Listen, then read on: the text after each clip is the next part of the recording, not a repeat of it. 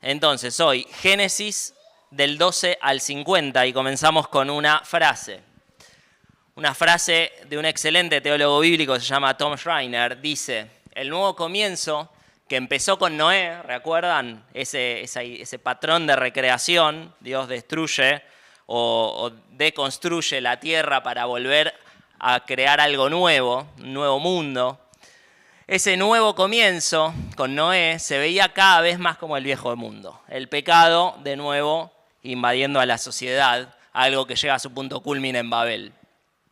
En los relatos de Génesis 1 al 11, lo que vimos el domingo pasado, cada juicio de Dios es seguido de una demostración de su gracia. Lo vimos. El llamamiento de Abraham, que es lo que va a empezar en el capítulo 12, la sección que nos toca hoy, es la demostración de la gracia de Dios hacia las naciones corrompidas en Babel.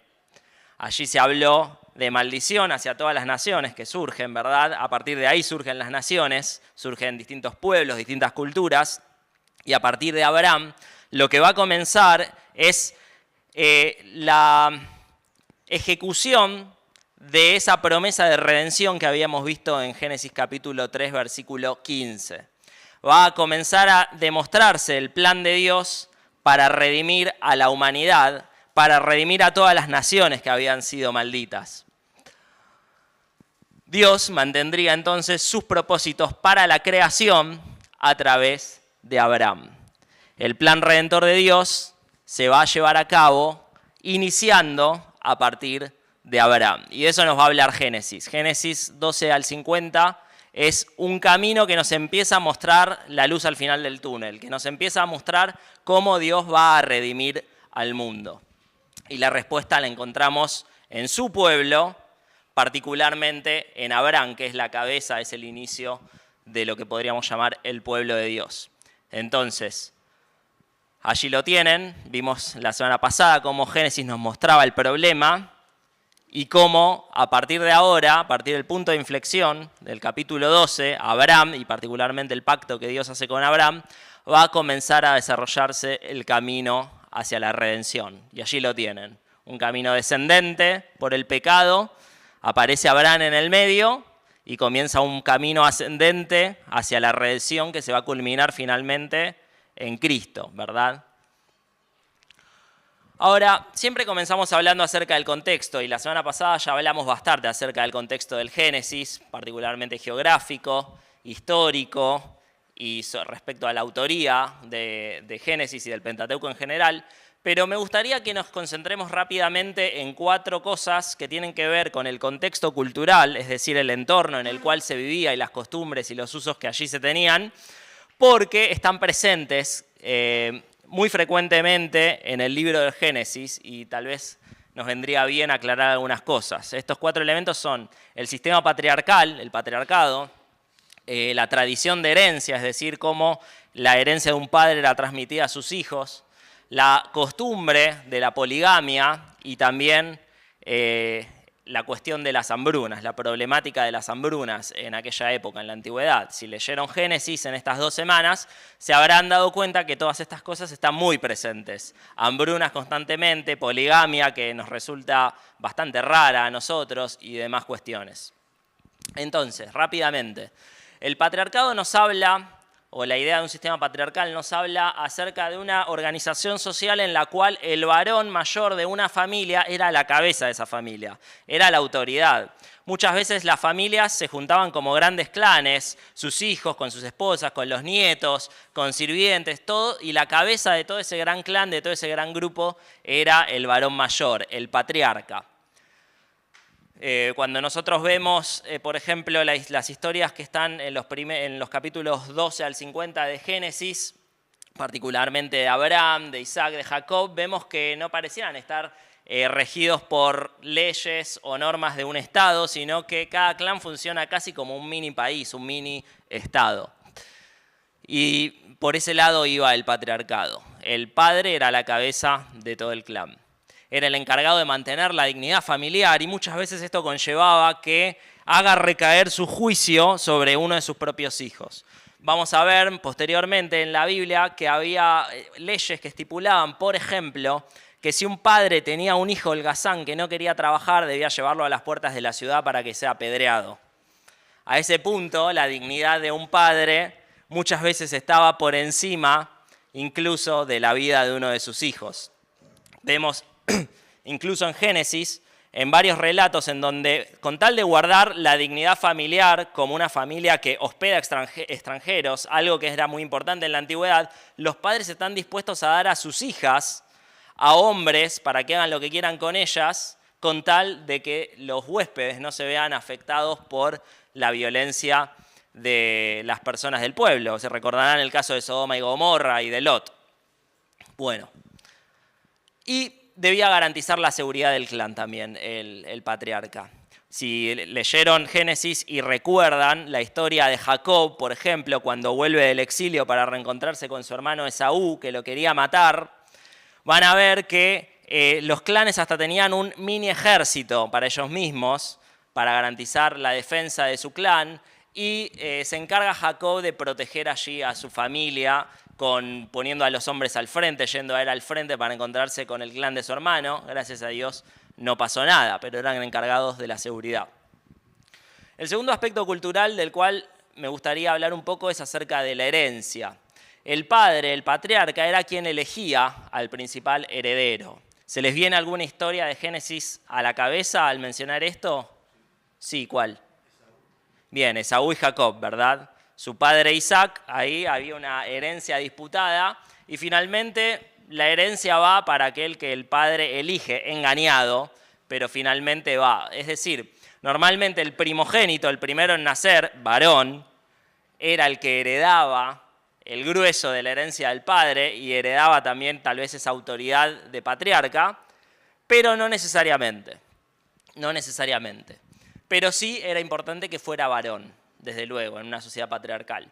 Y esto a veces llevaba a que cuando un padre, una familia, no estaba pudiendo engendrar hijos varones, se desesperaran un poco y adoptaran ciertas lagunas legales, ciertas licencias para suplir esa necesidad de un hijo varón. Por ejemplo, subrogación, podríamos llamarlo, de vientres. Lo vemos en el caso, por ejemplo, de Jacob y la sierva de su esposa, que su esposa dice que dale un hijo a ella y que ella lo para literalmente entre mis rodillas y yo lo tomaré como mío, ¿no? Una especie de préstamo de vientre bastante rudimentario. Vemos también que muchas veces los hombres tenían más de una esposa, tenían concubinas, buscaban, si su esposa principal, por así decirlo, no les podía dar un hijo varón, buscaban alguna otra. Bueno, todas estas cosas tan curiosas eran comunes en aquella época y los relatos bíblicos dan reflejo de la cultura de la época. Algo interesante es que Dios jamás manda a sus siervos a hacer estas cosas, sino que por lo general estos recursos, estos manotazos de ahogado, son presentados como la falta de fe de aquella persona que tenía que engendrar un hijo. Bueno, no confía en Dios, no confía tal vez en que Dios le vaya a dar un hijo, entonces busca recursos por sus propios medios. La poligamia obviamente está ligado a esto y vemos en la antigüedad, en los relatos de Génesis y posteriormente, sobre todo cuando se nos habla de reyes como David y Salomón, que muchas veces los hombres tenían varias esposas. Y nuevamente, la Escritura jamás respalda esta práctica, jamás vamos a ver a Dios mandando a uno de sus siervos a que se case con más de una mujer, sino que era una práctica cultural de la época que estos hombres adoptaban, naturalizaban, lo cual nos hace reflexionar a nosotros cuántas prácticas de nuestra época, cuántas prácticas culturales a veces naturalizamos y adoptamos como cosas que son buenas, cuando en realidad no lo son y son contrarias al diseño de Dios para la vida del creyente. Lo que sí vemos es que normalmente los polígamos, es decir, los hombres que se casaban con más de una mujer, experimentaron muchas dificultades, sufrimiento, dolor, decadencia espiritual.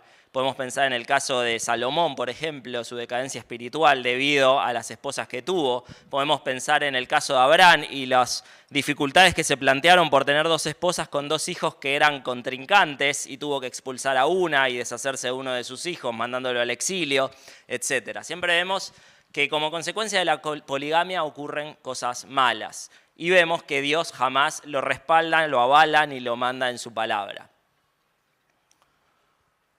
Y en cuarto lugar están las hambrunas. Vieron que en Génesis todo el tiempo se habla acerca de hambrunas, es decir, de momentos en los cuales, por diversas razones, ya sea guerra, ya sea sequía o lo que fuera, no hay buenas cosechas y no hay alimentos a disponibilidad. Y esto podía suponer la extinción de un pueblo entero. Si no hay comida, la gente se muere. Y muchas veces esta es la causa por la cual vemos que los siervos de Dios en Génesis 12 al 50 migran de un lugar a otro y normalmente ese otro lugar es Egipto. Lo vemos en Abraham, lo vemos en Jacob, lo vamos a ver posteriormente ya con los 12 hijos de Jacob, el pueblo de Israel establecido, cuando todos migran hacia Egipto dejando la tierra que habitaban, la tierra de Canaán. Y siempre que vemos estas hambrunas en el Antiguo Testamento, en Génesis y en otros libros, son utilizadas como un instrumento del Dios soberano, del Dios que finalmente es el que maneja el clima, maneja las sequías y maneja las cosechas, para llevar a cabo su voluntad. Esta voluntad a veces podrá ser hacer volver a su pueblo del pecado y del error. Piensen, por ejemplo, aquellos que conocen la historia, en el caso del profeta Elías. Y vemos también que esto va a ser verdad en el caso de Génesis. Aquellos que leyeron el Génesis y vieron la historia de José, recordarán que la sequía y la hambruna que se produciría fue determinante en el desenlace de la historia de José, y posiblemente ahora hablemos un poquito de eso. Entonces, segunda pregunta que nos interesa acerca de esta sección de Génesis. ¿Cuál es el objetivo de toda esta parte? Dijimos que el objetivo de Génesis 1 al 11 era enseñarle al pueblo quién es el Dios que lo sacó de Egipto y explicar por qué la creación se había volvido un lugar tan corrompido. Bueno, esta sección de Génesis lo que pretende principalmente es mostrar la historia del pueblo de Dios. ¿De dónde surgió este pueblo al cual pertenecemos?, se preguntarían las personas peregrinando en el desierto. ¿Cuál es nuestra historia? ¿Cuáles son nuestras raíces? ¿Hasta dónde podemos rastrear esas raíces? Y esta parte de Génesis viene a responder ese interrogante. También Génesis nos presenta la historia del pueblo de Dios por medio de una gran variedad de temas que son igualmente importantes y que se van a repetir a lo largo de toda la Biblia. Recuerden que Génesis es un semillero de temas teológicos. Muchas de las cosas que se plantean en Génesis luego se repiten constantemente y se desarrollan a lo largo del relato bíblico. Entonces, Génesis demuestra, y ya lo demostró por medio de la creación, pero ahora lo demostró en la relación de Dios con su pueblo, que Dios es soberano. Dios es soberano. Entendemos como soberanía de Dios que Dios hace lo que quiere, hace todo de acuerdo a su beneplácito, su buena voluntad, y que no hay nada que se pueda oponer a esa voluntad superándola de modo que los planes de Dios sean frustrados. Eso es un Dios soberano. Génesis nos presenta el medio también para la redención universal. Vimos que se prometió la redención y ahora nos va a presentar cuáles son los medios para esa redención universal. Génesis va a enfatizar nuevamente, al igual que en la primera sección, estos capítulos 12 al 50 van a enfatizar la gracia de Dios. Ahora desarrollaremos estas cosas. Y Génesis 12 al 50 también va a proponer un nuevo comienzo que está conectado con el anterior por medio de las genealogías. Habrán notado aquellos que leyeron Génesis que hay genealogías por todos lados. Y es que el libro está estructurado en base a las genealogías y una palabrita hebrea que es Toledot. Estas son las generaciones, ¿no? Es una frase que se repite muchas veces. Bueno, allí se usa la palabra Toledot. Y lo que hace es rastrear el pueblo de Dios, el pueblo ese que después se va a continuar hablando en Éxodo y que estaba en este momento peregrinando en el desierto, hasta el comienzo mismo de la creación y de la humanidad. Y se plantea como un nuevo comienzo de la gracia de Dios. Ahora, ¿cuál es el contenido del Génesis? Y me gustaría que leyéramos algún salpicadito de relatos para aquellos que no pudieron leer y aquellos que lo pudieron leer para recordarles algunos momentos que son clave. Génesis 12 al 50 nos va a estar contando la historia del pueblo de Dios por medio de 4 patriarcas, de los cuales el primero es Abraham. Génesis capítulo 11 terminó con una pequeña genealogía que conecta esa historia antigua y la dispersión después de Babel con lo que va a venir después. Y ese nexo, la persona que funciona como nexo entre esa historia antigua de corrupción, de idolatría, de pecaminosidad y la nueva historia de redención, es Abraham. Y dice el capítulo 12, versículos 1 al 5, pero Jehová había dicho a Abraham, vete de tu tierra y de tu parentela y de la casa de tu padre a la tierra que te mostraré. Recuerden, vivía ahí cerca de esos dos ríos, Tigris y Éufrates, Abraham. Y haré de ti una nación grande, y te bendeciré, y engrandeceré tu nombre, y serás bendición. Bendeciré a los que te bendijeren, y a los que te maldijeren, maldeciré. Y serán benditas en ti todas las familias de la tierra. Y se fue Abraham, como Jehová le dijo, y Lot fue con él, y era Abraham de edad de 75 años cuando salió de Aram.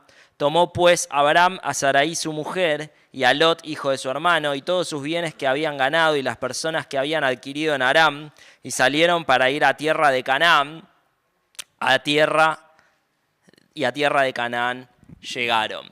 Lo primero que vemos en este nuevo comienzo es que Dios le hace una promesa a Abraham. ¿Qué es lo que le promete? Promete que va a ser una nación grande de él, o sea, le promete una descendencia. Para tener una descendencia inicialmente hay que tener un hijo.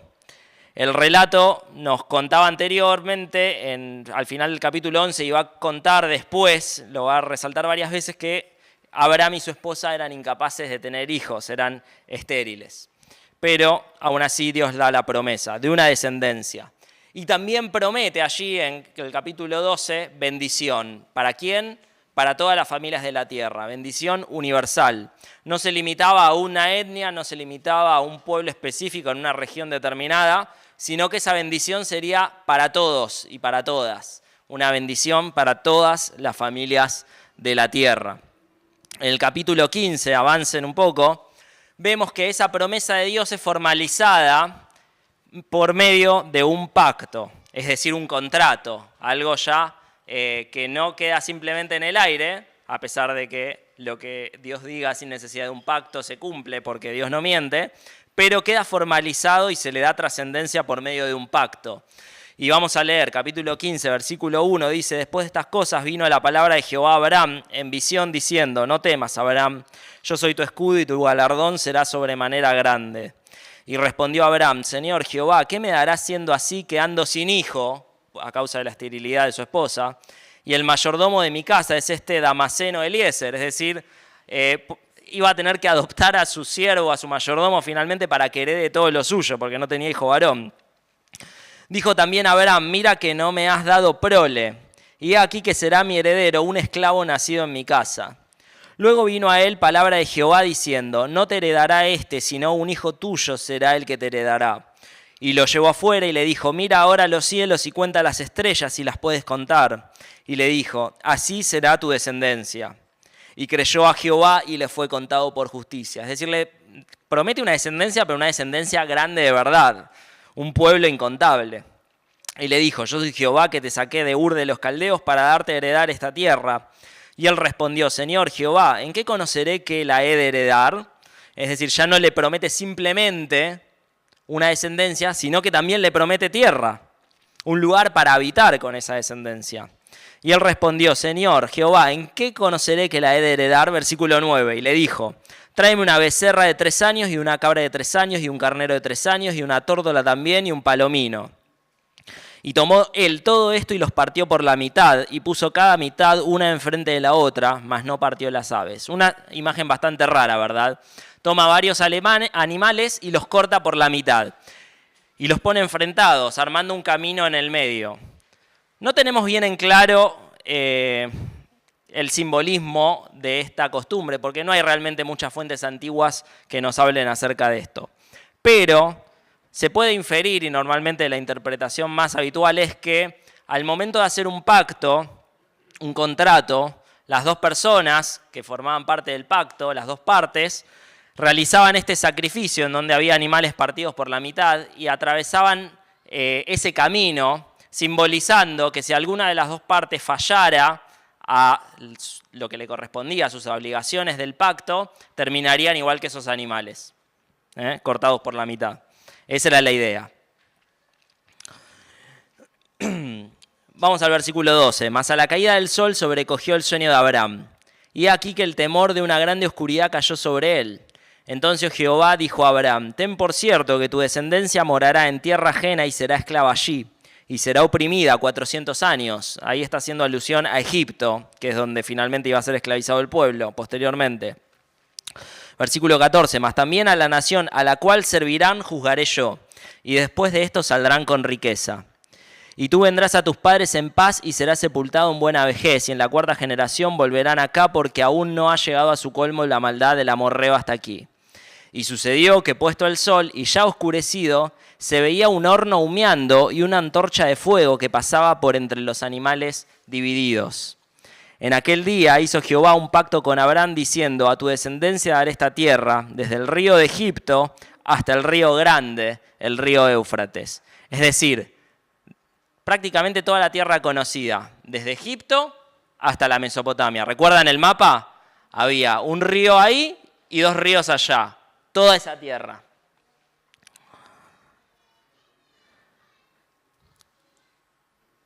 Y noten lo siguiente, Abraham no atravesó el camino entre los cuerpos de los animales partidos, solo esa antorcha que manifestaba la presencia de Dios. Eso nos habla de que ese pacto era incondicional. ¿Por qué? Porque no importara lo que hiciera Abraham, el pacto seguiría en pie, dependía solamente de Dios. En el capítulo 17 después se va a ratificar ese pacto en los versículos 1 al 10. Dice, era Abraham de edad de 99 años cuando le apareció Jehová y le dijo, yo soy el Dios Todopoderoso, anda delante de mí y sé perfecto, y pondré mi pacto entre mí y ti y te multiplicaré de gran manera.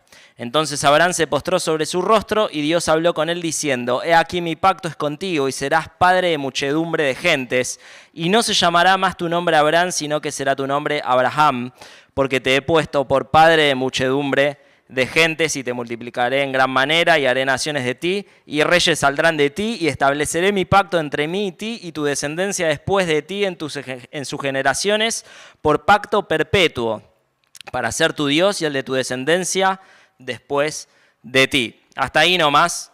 Fíjense que la idea del pacto que Dios hace con Abraham es bastante importante. Se repite constantemente. Después se lo va a repetir a Isaac, se lo va a repetir a Jacob. La idea del pacto es central. Dios hace un pacto con Abraham en el cual le promete tierra, en el cual le promete descendencia, un pueblo, y en el cual le promete redención universal, bendición para todas las familias de la tierra, a través de su simiente, a través de ese pueblo. Entonces, bendición universal, tierra y un pueblo. Las 3 cosas que Dios le promete a Abraham. Ahora, cuando leemos el relato, todo pareciera ser que este pacto siempre está al borde del abismo, que siempre está al borde de caer en la nada y de quedar, de hacer agua, ¿verdad? Porque vemos que está siempre expuesto a peligros. Dios le promete a Abraham un hijo, pero no puede tener hijos. Primer problema. Luego Abraham es azotado por una hambruna y tiene que emigrar a Egipto, y cuando va a Egipto miente acerca de la identidad de su esposa diciendo que era su hermana, algo que era mitad cierto porque era su media hermana, costumbres de la época. Y los hombres de Egipto, el faraón particularmente allí en Egipto, quiere tomar a la esposa de Abraham. El pacto nuevamente parece entrar en peligro. Y luego vemos que finalmente cuando puede tener un hijo, que es Isaac, Dios le pide a Abraham que lo sacrifique. Siempre el pacto parece correr riesgo y siempre parece que la promesa no se va a cumplir y no va a llegar nunca. Sin embargo, siempre vemos que Dios provee la salida a ese problema. Siempre vemos que Dios en su soberanía encausa la situación que parece adversa para que finalmente su propósito se cumpla. Algo similar va a pasar con Isaac. De Isaac no se nos dice mucho, es la historia que le sigue a Jacob y es el hijo de Jacob. Isaac es el patriarca que le sigue en este pueblo. Y le va a recordar en el capítulo 26 el pacto que había hecho con su padre. Es más o menos parecido a lo que dice, no lo vamos a leer nuevamente, pero para que nos demos una idea de lo importante que es la idea del pacto en esta parte de Génesis. Después de Isaac viene Jacob. Isaac, recuerden, tuvo 2 hijos mellizos, Jacob y Esaú. Luego dirá Dios, a Jacob elegí y a Esaú aborrecí. soberanía de Dios, escogiendo, vaya uno a saber por qué, porque los dos eran igual de imperfectos, ninguno de los dos tenía algo mejor que el otro, sin embargo, lo que ocurre es eso. Y vamos a leer dos relatos que creo que son importantes, son centrales. Primero está la disputa, ¿por quién vendría? ¿Quién seguiría con la línea, el linaje de este pueblo? ¿Esaú o Jacob? Y hay una disputa por la primogenitura, un relato muy famoso, capítulo 25, versículo 27 al 34. Dice, y crecieron los niños, y Esaú fue diestro en la casa, era cazador, hombre de campo, pero Jacob era varón quieto que habitaba en tiendas. Y amó Isaac a Esaú, el preferido del padre, pero porque comía de su casa, era interesada la cosa, es decir, comía los animales que le traía, mas Rebeca, la madre, amaba a Jacob. Y guisó Jacob un potaje, y volviendo Esaú del campo cansado, dijo a Jacob, te ruego que me des a comer de ese guiso rojo, pues estoy muy cansado. Por tanto fue llamado su nombre Edom. Y Jacob respondió, véndeme en este día tu primogenitura. Entonces dijo Esaú, aquí yo me voy a morir, ¿para qué pues me servirá la primogenitura? Y dijo Jacob, júramelo en este día, y él le juró.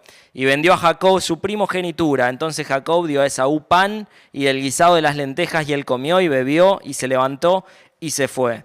Y fíjense la conclusión del autor. Así menospreció Esaú la primogenitura. Se nos muestra que Esaú no le dio importancia realmente al pacto de Dios, a la promesa de Dios, a la garantía de que vendría un linaje a través del cual se redimiría a todas las familias de la tierra. Él prefirió el saciar el ya y el ahora, prefirió el guiso antes que la promesa. Y después hay un relato en el capítulo 27 en donde Jacob le roba la bendición a su hermano Esaú, que ya estaba un poco ciego, se disfraza como él, le hace un guiso como él y Isaac bendice a Jacob pensando que era Esaú. Los que lo leyeron tal vez lo recuerden, los que no lo leyeron lo pueden leer, ahí está en el capítulo 27. Pero a partir de ese momento lo que ocurre es una enemistad bastante grande entre Esaú y Jacob. Esaú lo quiere matar a Jacob, le robó todo lo que tenía, le sacó todo lo que le correspondía, entonces lo quiere matar. Y vemos nuevamente que la promesa del pacto parece entrar en conflicto, parece que Esaú va a matar a Jacob, entonces Jacob tiene que escapar. Después Jacob vive con un hombre que se llama Labán, otro patriarca, se casa con sus hijas, pero finalmente Labán también quiere matar a Jacob, entonces Jacob nuevamente tiene que escapar y nuevamente parece que está en peligro el pacto. Y además la esposa a la cual Jacob más amaba, porque tenía dos, y además tuvo dos concubinas que eran siervas de sus esposas, era estéril y nuevamente el pacto parece entrar en conflicto, ¿no? La línea de descendencia no puede seguir. Sin embargo, siempre estas dificultades se van sorteando por la gracia de Dios y la soberanía de Dios, al cual no hay circunstancia humana y terrenal que pueda afectarle para que sus planes se lleven a cabo. Y finalmente llega el último patriarca del Génesis, que es José. Ustedes recordarán a José, es el hijo de Jacob. Jacob tuvo 12 hijos con 4 mujeres distintas. 2 eran sus esposas, una era la que más amaba, que era Raquel, y las otras 2 eran siervas. Y José era el primogénito de Raquel, el primer hijo que pudo tener con Raquel. Y como era el hijo de la esposa a la que amaba, Jacob lo amaba más, tenía preferencia por él. Sus hermanos estaban bastante envidiosos por esto y es que por eso que nos relata Génesis que complotan contra él, primero lo quieren matar, finalmente desisten de matarlo, pero lo que hacen es venderlo a unos comerciantes beduinos, a unos árabes que pasaban por ahí y lo llevan a Egipto y lo venden como esclavo. Parecería que nuevamente los planes de Dios entran en conflicto porque el que parecía ser el escogido para llevar a cabo la voluntad de Dios con su pueblo es vendido como un esclavo. Sin embargo, nuevamente aparece la soberanía de Dios que arregla todas las cosas para que sus planes se lleven a concreción de la manera más insólita posible. José cae en la cárcel. En la cárcel es tenido en buena estima por el dueño de la cárcel, pasan unas cuantas cosas, interpreta algunos sueños, luego llega a la casa del faraón para interpretar un sueño que había tenido el faraón, porque se va pasando de voz en voz el rumor de que él interpreta sueños, e interpreta un sueño que tiene el faraón bastante raro, en el cual Dios estipulaba y le transmitía, le decía que iban a venir 7 años de mucha abundancia y 7 años de hambre. Y vemos que entonces lo más insólito ocurre. El esclavo que fue vendido y que estuvo preso, finalmente es puesto al mando de todos los recursos de Egipto. Dios ordena todas las cosas en su soberanía para que su plan finalmente se cumpla. Y fíjense la conclusión que creo que es central a la cual llega José en el capítulo 50, versículo 15 al 20. Dice: viendo los hermanos de José que su padre había muerto, porque ahora estaban todos viviendo en Egipto, todos los hermanos de José, a los cuales José había salvado de su hambre, porque en su tierra había una gran hambruna, y les había provisto alimentos, y todos se fueron a vivir allí a Egipto, donde había abundancia de alimentos y donde José tenía una posición acomodada. Pero llega un momento que Jacob muere, ¿no? Y los hermanos tienen miedo, dicen: nosotros le hicimos mal a este ahora va a querer tomar represalias con nosotros. Y versículo 15 del capítulo 50 dice: viendo los hermanos de José que su padre era muerto, dijeron: quizás nos aborrecerá José y nos dará el pago de todo el mal que le hicimos. Y enviaron a decir a José: tu padre mandó antes de su muerte diciendo: así diréis a José, te ruego que perdones ahora la maldad de tus hermanos y su pecado, porque mal te trataron. Por tanto, ahora te rogamos que perdones la maldad de los siervos del Dios de tu padre. Y José lloró mientras hablaban. Vinieron también sus hermanos y se postraron delante de él y dijeron: henos aquí por siervos tuyos. Y les respondió José: no temáis. ¿Acaso estoy yo en lugar de Dios? José reconoce la soberanía de Dios y reconoce que Dios es quien tiene potestad sobre la vida, sobre la muerte, que Dios es quien establece los planes para el hombre. Y dice: vosotros pensasteis mal contra mí, mas Dios lo encaminó a bien, para hacer lo que vemos hoy, para mantener en vida a mucho pueblo. Ustedes planearon algo, pero Dios lo encauzó para sus propios propósitos. Dios es soberano sobre las circunstancias humanas, sobre las circunstancias terrenales. Dios es el único que conoce el final del camino. Nosotros no podemos ver muchas veces la luz al final del túnel, no podemos ver a dónde nos conduce determinada problemática, determinada situación, pero debemos confiar en que Dios en su soberanía guía eso para el bien. Entonces, de eso trata esta parte de Génesis, a vuelo de avión, a vista de satélite, como decíamos otros días. Ahora, ¿cuáles son los temas centrales en todo esto? Bueno, dijimos, el tema central es mostrar la historia del pueblo de Dios, pero esto es narrado a partir de varios subtemas que son importantes. Hay un énfasis que es muy marcado en que el pueblo de Dios es un instrumento, es un medio divino para la redención. En otras palabras, la redención de Dios viene a pesar del pueblo de Dios y no a causa del pueblo de Dios. Él utiliza a su pueblo como un medio para redimir. Y entonces vemos allí algo que ya mencionamos varias veces, que es la soberanía de Dios. Dios tiene autoridad sobre todo, tiene autoridad sobre la creación. Nada se le escapa de las manos ni altera sus planes. Y Él, en su providencia, brinda los medios para que se cumpla su voluntad. ¿Se ve esto en Génesis? ¿Qué piensan? Sí, ¿no? Se ve en la historia de José particularmente, en la de Abraham, en la de Jacob. Todo el tiempo parece que todo va a salir mal, pero finalmente sale como Dios quería. Y algo que es llamativo es que Dios no elige a sus siervos en base a méritos previos. Cuando Dios llama a Abraham, podría haber llamado a cualquier otro, pero llama a Abraham. Vaya uno a saber por qué. Su elección es incondicional. Abraham era un idólatra, un pagano más que vivía en Mesopotamia, en Ur de los Caldeos. Sin embargo, Dios lo elige para formar de él un pueblo. No hay nada en particular, ningún mérito que lo haga más elegible que tal vez otras personas. Sin embargo, Dios lo elige incondicionalmente. Dios es soberano. En segundo lugar, está presente de manera implícita, no explícita, la noción de reino de Dios, que es una noción muy importante a lo largo de la Biblia y que la vamos a ver de forma muy marcada, por ejemplo, en libros como Salmos, en libros como Reyes, en los Evangelios, particularmente en Mateo. Lo vamos a ver de forma muy marcada en Apocalipsis, pero no está de forma tan visible en Génesis. Sin embargo, allí está la noción del reino de Dios, esta idea que está a lo largo de toda la Biblia.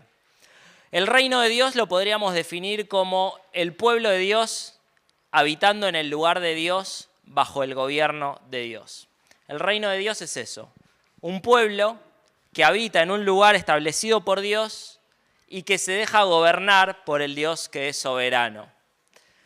Esto lo vemos de manera implícita tanto en la sección de Génesis que vimos el domingo pasado como en esta. Fíjense, vemos un reino establecido en Génesis capítulo 1 y 2, en donde el pueblo de Dios, es decir, Adán y Eva, la humanidad incipiente, habita el lugar de Dios, el Edén, y son gobernados por las reglas establecidas por Dios, las cuales finalmente el hombre voluntariamente viola. Y nuevamente hay una faceta del reino en este relato de Génesis que estamos viendo hoy, que es un reino que se promete. ¿A quién se le promete? Se le promete a Abraham. Se habla allí de que de él saldrían reyes, de saldría una gran nación. Y hay un reino prometido, un pueblo prometido, en un lugar prometido, que es una tierra que se le daría.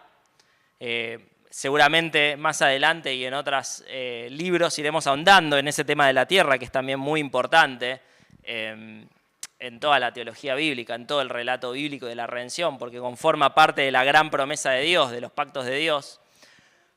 Y bajo el gobierno de Dios, es decir, un pueblo que se ponga bajo la tutela de Dios, que se deje gobernar por este soberano. Reino prometido aún no lo vemos de manera explícita, pero allí están los elementos, ¿verdad? Está el pueblo, está el lugar y están las leyes establecidas por Dios. Otro tema muy importante que vemos en Génesis es el tema de los pactos, y eso me parece que sí es mucho más explícito. Se menciona el pacto con Abraham constantemente y se relaciona con la idea de un pueblo de Dios. Y lo cierto es que Dios ejerce a lo largo de toda la Biblia su gobierno sobre su pueblo por medio de pactos. Y vamos a ver varios pactos, 6 diría yo, algunos dicen 7, otros dicen 8, otros dicen 5, pero entiendo que podemos hablar de 6 pactos que iremos viendo. Y en Génesis hay 3 de estos pactos. Hay un pacto con Edén, que aunque no es explícito, no se utiliza el lenguaje de pacto, están los elementos de un pacto. Hay 2 partes, está Adán, está Dios, ¿verdad? Hay ciertas normas, ciertas cláusulas y garantías que hay que cumplir, que es no comer del árbol del conocimiento de la ciencia del bien y el mal, y hay consecuencias para aquel que viole el pacto, la muerte. Es un pacto, tiene los elementos de un pacto, el pacto con Adán. Luego vemos otro pacto que se hace con Noé.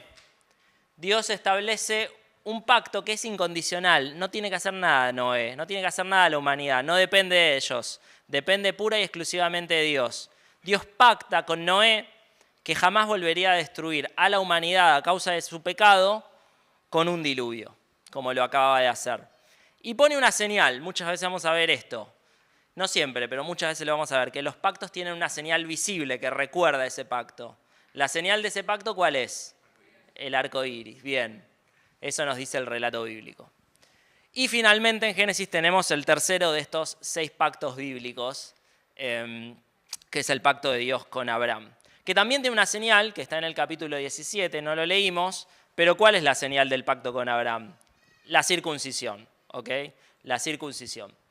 Entonces, los pactos lo que van a ir haciendo a medida que van apareciendo cada uno de estos, y después el pacto en el Sinaí con Moisés, y el pacto con David, y finalmente el nuevo pacto en Cristo, es agregar progresivamente promesas, ir construyendo sobre lo anterior, sobre lo que ya se prometió. No son cosas aisladas, no son pactos aislados, sino que se construye progresivamente. Dijimos que el pacto con Abraham consta de estos 3 elementos. Una gran descendencia, es decir, un pueblo, una tierra, un lugar donde habita ese pueblo, y en tercer lugar, una bendición universal a través de ese pueblo. En términos generales y genéricos, de eso trata este pacto.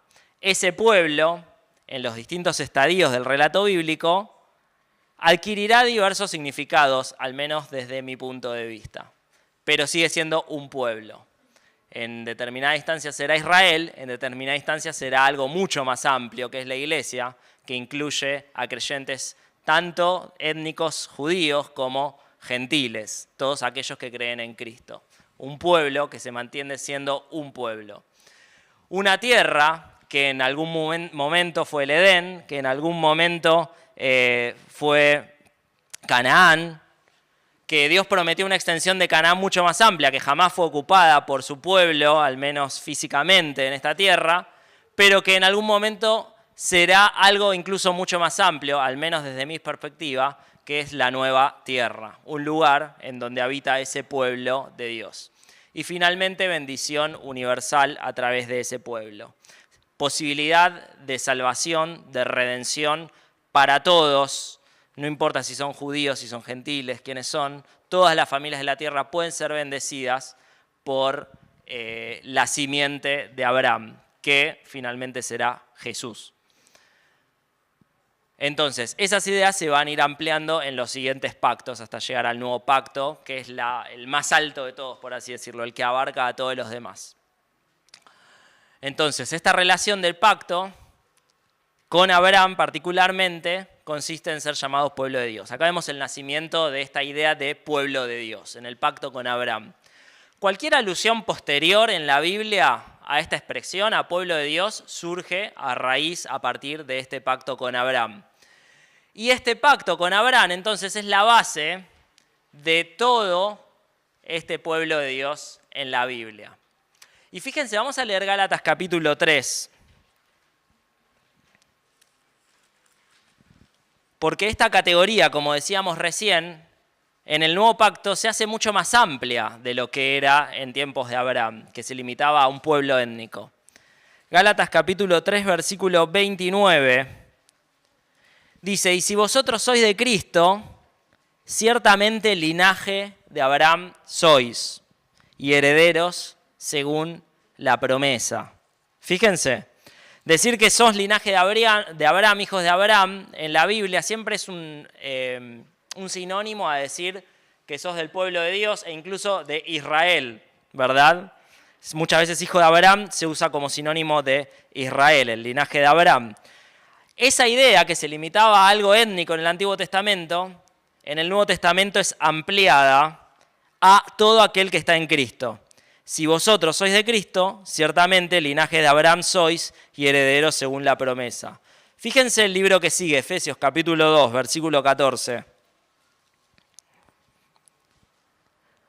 Dice, porque Él, o sea, Cristo, es nuestra paz, que de ambos pueblos hizo uno solo, derribando la pared intermedia de separación. Nuevamente, la idea de que Dios tiene un solo pueblo, formado independientemente por personas de distintas etnias, pero que tienen un factor en común.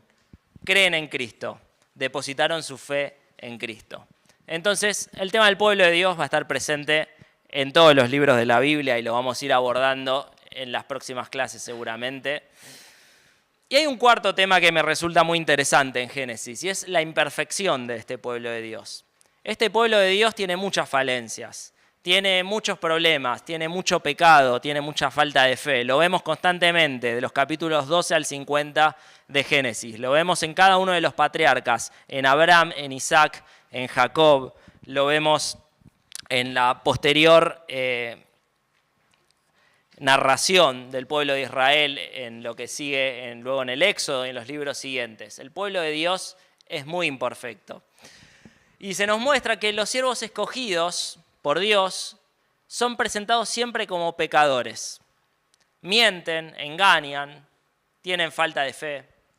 Están siempre al borde de echar a perder el plan de Dios, como si acaso pudieran hacerlo, ¿no? Pero nosotros lo percibimos al leer de ese modo.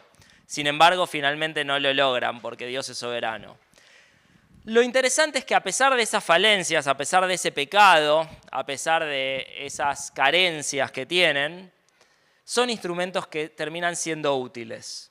¿Y por qué terminan siendo útiles? Terminan siendo útiles por la gracia de Dios que los hace útiles. Y vemos entonces que el éxito del plan no depende de ellos, no descansa sobre ellos, sino que descansa sobre el Dios que es soberano. El Dios soberano decide en su misericordia y en su gracia utilizar a instrumentos que son inútiles, que son deficientes, que son pecadores, para llevar a cabo su plan de redención para todas las familias de la tierra. ¿Qué lugar ocupa todo esto en el gran panorama bíblico que resumimos en estas 4 palabras de creación, caída, redención y consumación? Bueno, acá de creación no vemos mucho y de consumación no vemos tampoco demasiado, es decir, no vemos cómo finalmente va a desenlazar la historia. Pero sí se nos está narrando el camino por el cual va a ir esta redención. Vemos la caída presente constantemente en el pecado del hombre, que está siempre intentando arruinar los planes de Dios, pero vemos fundamentalmente en este libro la redención de Dios, que Dios en su soberanía provee salvación, provee redención para el hombre. Entonces, fundamentalmente se nos dan pistas concretas en Génesis 12 al 50 sobre este programa redentor de Dios. ¿Y cuáles son estas pistas que luego se van a terminar de desarrollar en el resto de la Biblia? En primer lugar, que la redención provendría de la simiente de Abraham, provendría del pueblo de Dios. En segundo lugar, que esa redención alcanzaría a todas las familias de la tierra, sería de alcance universal. En tercer lugar, que supondría la existencia de un lugar para habitar juntamente con Dios, para cohabitar con Dios. Todo eso está en el pacto con Abraham, pacto incondicional que finalmente será consumado y será cumplido en el pueblo de Dios. Y eso es lo que dice allí el último punto. Estos elementos se van a concretar definitivamente en la consumación. ¿Lo vemos en Génesis? No, para eso hay que leer el resto de la Biblia y es la idea, seguir este camino que nos traza, estas pistas que nos va dando Génesis y que nos van a ir ampliando los distintos libros de la Biblia hasta finalmente llegar a la consumación de esa redención. Y rápidamente, ¿qué nos dice esto acerca de Dios y acerca de nosotros mismos? En primer lugar, que el plan redentor de Dios no puede verse alterado. Dios prometió redención y Dios cumple redención. Dios da redención al hombre pecador y esa redención es perfecta y está al alcance de todos. En segundo lugar, que la incondicionalidad de los pactos garantizan su cumplimiento. Eso que Dios le prometió a Abraham se va a cumplir finalmente. Hubo cumplimientos parciales, pero habrá un cumplimiento definitivo. Consumación. En tercer lugar, que formamos parte del reino de Dios si Él gobierna nuestras vidas. Del mismo modo que formamos parte del pueblo de Dios en base a lo que dice Efesios 2:14 y en base a lo que dice Gálatas capítulo 3 si estamos en Cristo. En cuarto lugar, que como pueblo de Dios, aquellos que somos creyentes, aquellos que estamos en Cristo, que hemos creído, podemos ser canal de bendición hacia otros. Se nos dice en el pacto de Abraham que el pueblo de Dios y a través del pueblo de Dios es bendecida toda la tierra. Bueno, si somos pueblo de Dios podemos ser canal de bendición para otros de diversas maneras. Y finalmente nos dice estos relatos de Génesis que Dios usa a personas imperfectas como vos y como yo para cumplir su plan que es perfecto.